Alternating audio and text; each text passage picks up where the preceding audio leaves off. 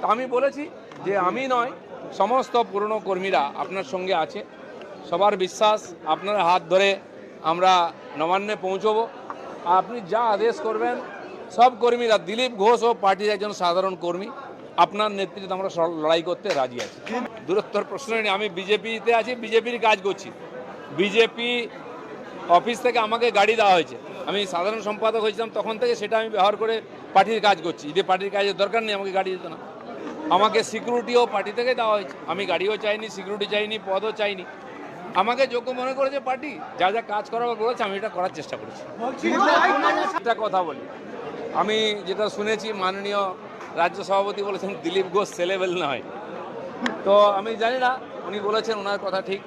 তো দাম যার থাকে মার্কেটে না, তাকে নিয়ে জল্পনা হয়, সেই তার সেলের কথা ওঠে। যাদের দাম নেই তাদের কিনবে কে, রাস্তায় পড়ে আছে।